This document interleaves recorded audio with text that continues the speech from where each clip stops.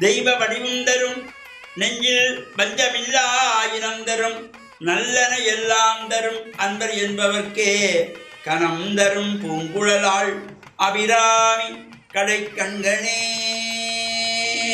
ஓம் நமச்சிவாய. மேன்மைகள் சைவ நீதி விளங்குக உலகமெல்லாம். நோயற்ற வாழ்வே குறைவற்ற செல்வம். அந்த நோய் நொடிகள் இல்லாத வாழ்வு இந்த உலக மக்கள் எல்லோரும் வாழ வேண்டும் என்று கலியுகத்தின் காந்தமலை ஜோதியாகிய சபரிமலை சுவாமி ஐயப்பனுடைய திருவடிகளை சிறந்தாழ்த்தி டான் தமிழொலி ஓம் தொலைக்காட்சி நேயர்கள் அனைவருக்கும் சர்வதேச இந்து மத குறிப்பீடம் அகில இலங்கை சபரிமலை ஸ்ரீ சாஸ்தாபுரத்தின் சார்பில் இனிய வணக்கங்களும் நல்லாசிகளும். இன்றும் மங்களகரமான குரோதி வருஷம் மாசி மாதம் 9ஆம் நாள் 21/2/2025 வெள்ளிக்கிழமை. இன்று வளர்ந்திருக்கின்ற இன்றைய பொழுதும் நம் எல்லோருடைய வாழ்விலும் எல்லா விதமான சிறப்புகளும் வெற்றிகளும் கிடைக்க வேண்டும் என்று பிரார்த்தித்து, இன்று சுக்கிரவாரம் என்கின்ற வெள்ளிக்கிழமை சைவ சமயத்தவர்களெல்லாம் ஆசார சீடராக ஆலயங்களிலே சென்று பிரார்த்தனைகள் செய்ய வேண்டும்.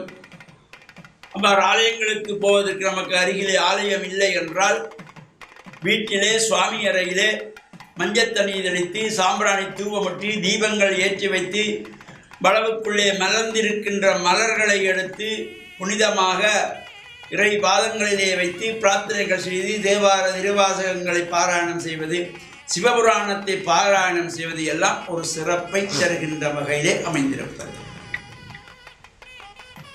நாம் நேற்று தினம் இந்த பைரவ பெருமானுடைய வழிபாடு தேய்பிறை அஷ்டமியை பற்றி சிந்தித்தோம். இந்த தேய்பிறை அஷ்டமியிலே வைரவருடைய வழிபாடுகள் நாம் செய்கின்ற பொழுதிலும் இந்த வைரவ பெருமானுடைய தோற்றமே இறைவன் படைத்தல், காத்தல், அழித்தல், மறைத்தல், அருள் என்கின்ற ஐந்தொழில்கள் புரிகின்ற இறைவனுக்கு 5 முகங்கள். ஈசானம், தத்புருஷம், அகோரம், வாமதேவம், சத்யோஜாதம். அதே போல பிரம்மதேவனுக்கும் 5 முகம் இருந்தது. அதனாலே பிரம்மதேவனுக்கு ஒரு இருமாப்பு வந்ததாம்.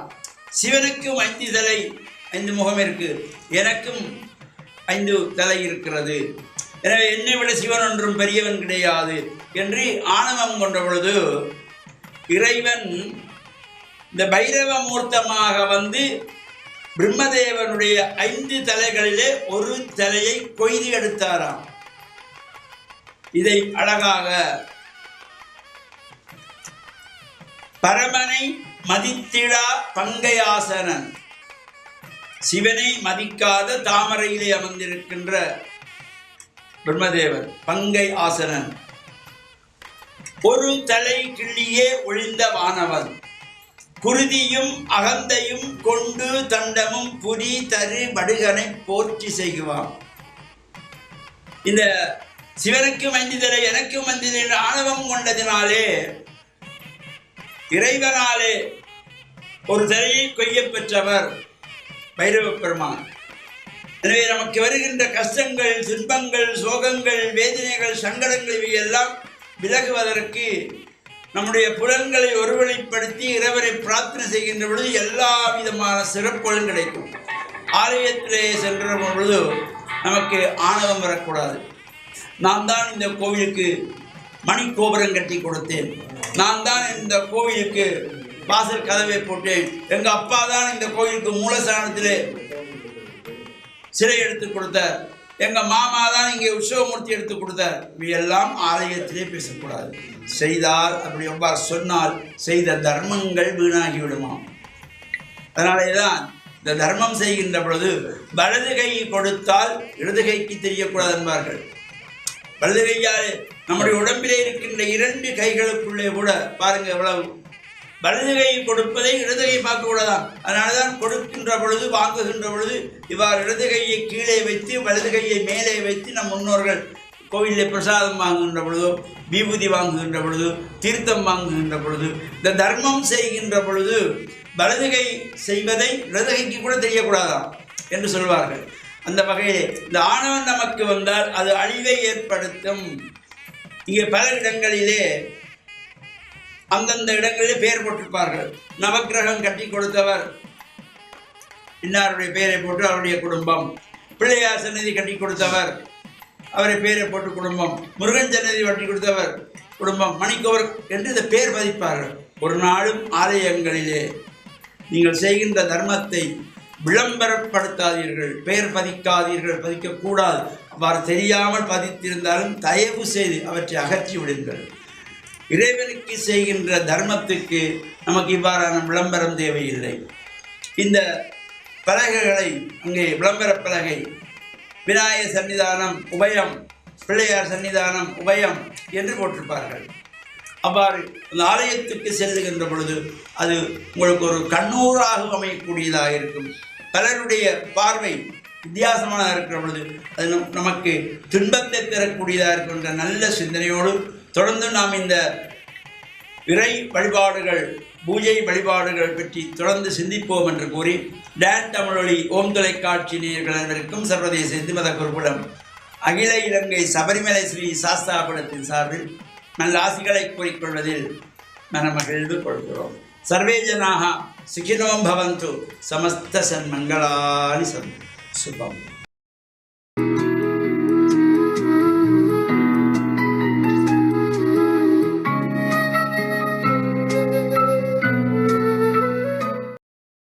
இறையேசுவில் என் அன்பு நெஞ்சங்களே, கிறிஸ்தவ நற்சிந்தனை வேளையில் உங்களை சந்திப்பதிலே எனக்கு மிக்க மகிழ்ச்சி. ஆண்டவர் இயேசுவின் அன்பும் அருளும் உங்கள் அனைவரோடும் இருப்பதாக. எங்களில் பலர் பல்வேறு காயங்களோடு வாழ்ந்து கொண்டிருக்கின்றோம். குறிப்பாக எங்களுடைய கடந்த கால வாழ்விலே நாங்கள் காயப்பட்டிருக்கின்றோம். நாங்களே எங்களை காயப்படுத்தி இருக்கின்றோம். மற்றவர்கள் எங்களை காயப்படுத்தி இருக்கின்றார்கள். இந்த காயங்களோடு நாங்கள் எங்களுடைய வாழ்வை தொடர்ந்து நடாத்துவதற்கு முடியாமல் இருக்கின்றது.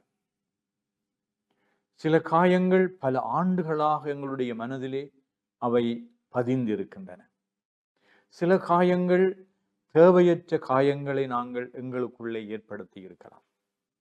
அதனால் அது எங்களுடைய உள்ளத்தை அது பாதிக்கின்றது, எங்களுடைய சிந்தனைகளை பாதிக்கின்றது, எங்களுடைய முன்னேற்றத்திற்கு அது தடையாக இருக்கின்றது, நல்லுறவுகளை ஏற்படுத்துவதற்கு பல சவால்களாக இருக்கின்றன.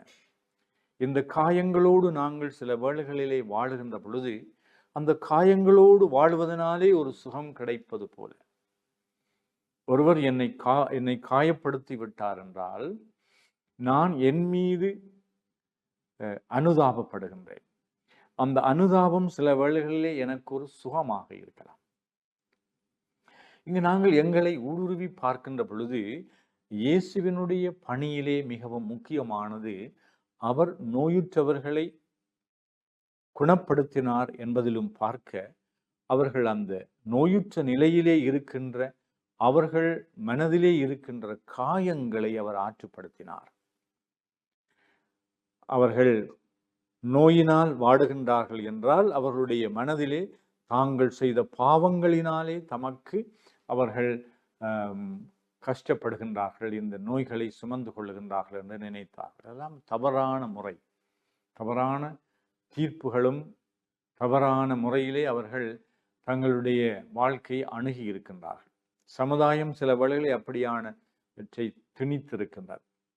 கடவுள் ஒரு நாளும் தண்டிப்பதில்லை. அவர்களுடைய மனதிலே காயங்கள் வருகின்றது என்றால் உடலில் அல்ல, மனதிலே ஏற்படுத்துகின்ற காயங்களுக்கு அவர்கள்தான் பொறுப்பாக இருக்கின்றார்கள். ஆனால் இந்த காயங்களிலே இருந்து நாங்கள் விடுதலை பெற வேண்டும் என்றால் முதலில் நாங்கள் இந்த காயங்களிலே இருந்து விடுதலை பெறுவதற்கான ஒரு மனநிலையை, சிந்தனையை நாங்கள் வளர்க்க வேண்டும். என்னுடைய மனதிலே இருக்கின்ற இந்த காயம் என்னை விட்டு போக வேண்டும் என்று சொன்னால் நாங்கள் அதற்கான ஏன் இப்படி நடந்தது, அதிலே என்னுடைய பங்களிப்பு என்ன, என்னால் தான் நான் பாதிக்கப்பட்டிருக்கின்றேனோ, என்னுடைய தற்பெருமையினாலே, என்னுடைய ஈகோ என்று சொல்வதனாலே, என்னுடைய துன்பங்களை தாங்க முடியாத ஒரு இளகிய மனம் கொண்டவனாக இருப்பதனாலேயோ, அல்லது நான் பெருமைப்படுகின்றவனாகவோ, அல்லது மற்றவர்கள் இல்லாமல் நான் நடக்க முடியும் என்று சொல்லி, இப்படி நாங்கள் எங்களுடைய மனங்களிலே இருக்கின்ற சில தவறான மனப்பான்மைகளை இருந்து நாங்கள் விடுதலை பெற வேண்டும். இந்த காயங்களை எவ்வளவு தூரம் நாங்கள் அவற்றிலே இருந்து விடுதலை பெறுகின்றோமோ, ஆற்றுப்படுத்தப்படுகின்றோமோ, அவை எங்களிடம் இருந்து இல்லாமல் போகின்றதோ, அவ்வளவு தூரம் எங்களுடைய வாழ்வு எப்பொழுதும் மலர்ச்சியுள்ள வாழ்வாக, எங்களுடைய வாழ்வு மகிழ்ச்சியுள்ள வாழ்வாக, எங்களுடைய வாழ்வு ஒரு நம்பிக்கையுள்ள வாழ்வாக, எங்களுடைய வாழ்விலே ஒரு அமைதி நிம்மதி கிடைக்கின்ற வாழ்வாக அமையும். இந்த நாளிலே நாங்கள் கடவுளை, அதாவது இயேசு எப்படி மக்களுடைய நோய்களை குணமாக்குகின்ற பொழுது அவர்களை ஆற்றுப்படுத்தினாரோ, அவர்களுடைய காயங்களிலே இருந்து அவர்களை குணமாக்கினாரோ, அப்படி எங்களுடைய காயங்களையும் கடவுளுடைய அருளினாலே நாங்கள் அதற்கு எங்களை அர்ப்பணிக்க வேண்டும். கடவுளுக்கு நாங்கள் எங்களை அர்ப்பணிக்க வேண்டும்.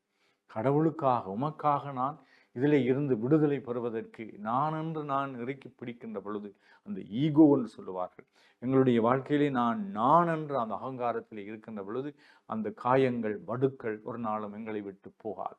அதனாலே நாங்கள் கடவுளிடம் சரணடைய வேண்டும்.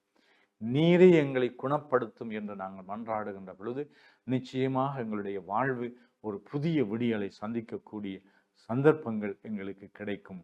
அதற்காக நான் இறைவனிடம் உங்களுக்காக மன்றாடி நிற்கின்றேன். ஆமென்.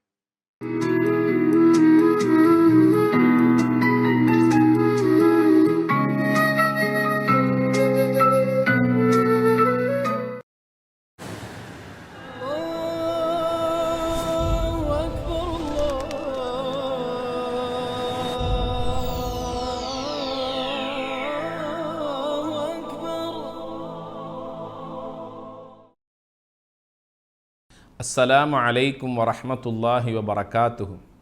நஹ்மதுஹு வ நுஸல்லி அலா ரசூலிஹில் கரீம். அம்மா பஅத். இறைவன் நமக்கு அளித்த அருட்கொடைகளில் ஒன்று நாவன்மை ஆகும். இந்த நாவின் மூலமாக மனிதன் உண்மை பேசுகிறான், இன்னும் ஒன்று பொய் பேசுகிறான். உண்மை பேசக்கூடியவர்கள் உண்மையாளர்கள் என சமூகத்திலே மதிக்கப்படுகிறார்கள். பொய் பேசக்கூடியவர்கள் சமூகத்திலே பொய்யர்கள் என அடையாளமிடப்படுகிறார்கள். எனவே நம்முடைய நாவன்மையை 4 மனிதர்களுக்கு பயனுள்ள விதத்தில் நாம் பயனளிக்கக்கூடிய ஒரு நாவாக நம்முடைய நாவை நாம் இறைவனிடத்திலே கேட்டுக்கொள்ள வேண்டும். நபிகள் நாயகம் ஸல்லல்லாஹு அலைஹி வஸல்லம் அவர்கள் தினமும் காலை நேரத்தில் இறைவனிடத்தில் இப்படி ஒரு அருமையான பிரார்த்தனையை கேட்பார்கள். இறைவா, பயனளிக்கக்கூடிய நல்லறிவை நான் உன்னிடத்திலே கேட்கிறேன்.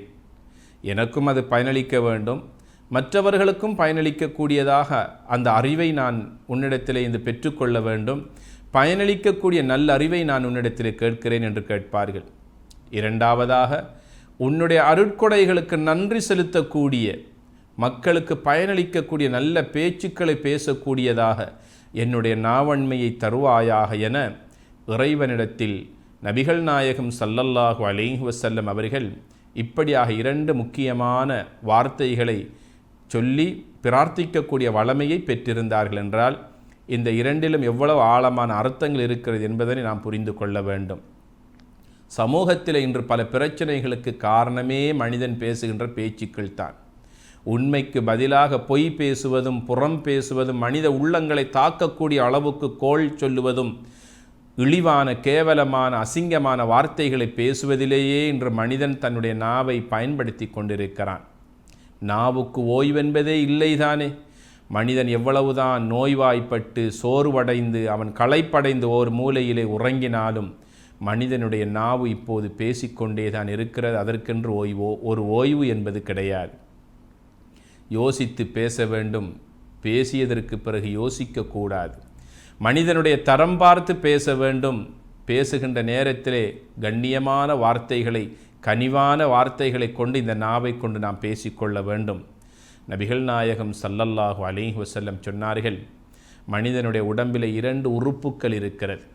அந்த 2 உறுப்புக்களையும் அவன் பாதுகாத்து கொண்டால் அவனுக்கு சுவர்க்கத்தை பெற்றுக் கொடுப்பது என் மீது கடமை என்று முஹம்மத் நபி ஸல்லல்லாஹு அலைஹி வஸல்லம் வாக்குறுதி அளித்திருக்கிறார்கள். அந்த 2 உறுப்புக்களில் ஒன்று மனிதனுடைய நாவு, இன்னும் ஒரு உறுப்பு மனிதனுடைய மர்மஸ்தானம். இந்த 2 உறுப்பையும் சரியாக பயன்படுத்தி கொள்ளுங்கள். அவைகளை அனுமதி அளிக்காத விதத்தில் பயன்படுத்தக்கூடியவர்களுக்கு நரகிலும் வேதனை இருக்கிறது, உலகத்திலும் இழிவு இருக்கிறது என்பதனை வலியுறுத்தி சொல்லியிருக்கிறார்கள். ஆக மனிதனுடைய நாவு என்பது இறைவன் தந்த ஒரு அருளாகும். உலகத்தில் எத்தனையோ பல மக்களை பார்க்கிறோம். நாவிருக்கின்றவர்களெல்லாம் பேசுகின்றார்களா? இல்லையே. ஆக இறைவன் நமது நாவை நமக்கு தந்திருக்கின்றான் என்றால் அந்த இறைவனுக்கு நன்றி செலுத்தக்கூடிய நாவாக நமது நாவை நாம் பயன்படுத்தி கொள்ள வேண்டும். இறைவனிடத்தில் பிரார்த்திக்கக்கூடிய நாவாக நமது நாவன்மையை நாம் பயன்படுத்தி கொள்ள வேண்டும். மனிதர்களுக்கு பயனுள்ள விதத்திலே பயனுள்ள பல அம்சங்களை பேசக்கூடியவர் நாவாக நமது நாவை நாம் பயன்படுத்தி கொள்ள வேண்டுமே ஒழிய அசிங்கங்களை பேசுவதை கொண்டு நம்முடைய நாவை நாம் பயன்படுத்தி விடக்கூடாது.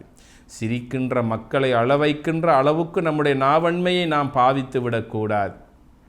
சமூகத்தில் எத்தனை பல மக்கள் இன்று குழப்பத்திலும் கண்ணீரிலும் இருக்கிறார்கள். அத்தனைக்கும் அடிப்படை காரணம் மனிதனுடைய நாவாகத்தானே அடிப்படையாக இருந்து கொண்டிருக்கிறது. நபிகள் நாயகம் ஸல்லல்லாஹு அலைஹி வஸல்லம் சொன்னார்கள், உண்மையான ஒரு மனிதன் அல்லது உண்மையான ஒரு முஸ்லிம் யார் தெரியுமா? தன்னுடைய நாவினால், தன்னுடைய கரத்தினால், தன்னுடைய செயலினால் மற்றவர்களுக்கு இடையூறு கொடுக்காதவனே உண்மையான முஸ்லீம் என்று ஒரு முஸ்லீமுக்குரிய அடையாளத்தை, இலக்கணத்தை இந்த சமூகத்தினருக்கு சொல்லி காட்டியிருக்கிறார்கள். எங்களுடைய அயலவர்களில், எங்களுடைய மக்களிலே சிறந்தவர் யார் தெரியுமா? மனிதர்களில் சிறந்தவர் அயலவர்களோடு நல்லுறவை பேணக்கூடியவர்கள் என்று சொன்னார்கள்.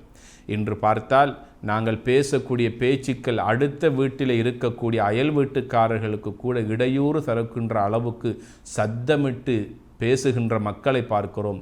சத்தமாக சிரிக்கக்கூடியவர்களை பார்க்கிறோம். வீடுகளில் மட்டுமல்ல, பொது பயணங்களில் கூட, புகையிரத பயணங்கள், பேருந்துகளில், பொதுவான இடங்களில் இருக்கின்ற நேரத்தில் கூட மற்றவர்களுக்கு இடையூறு தருகின்ற விதத்திலே சத்தமாக சிரிப்பதிலும் சத்தமாக பேசுவதிலும் தங்களுடைய நாவன்மையை மனிதர்கள் பயன்படுத்தி கொண்டிருக்கிறார்கள். எனவே இந்த நாவு என்பது இறைவனிடத்தில் எங்களுக்காக நல்ல சுவர்க்கத்தை பெற்றுத்தரக்கூடிய ஒரு வாய்ப்பாக, அருளாக நாம் பயன்படுத்தி கொள்ள வேண்டும். இதுவே இறைவன் நம்மிடத்தில் எதிர்பார்க்கின்ற ஒரு குணாதிசயமாக இருக்கிறது. அந்த நாவை நல்ல முறையில் பயன்படுத்தி ஈடேற்றம் பெறுவோமாக.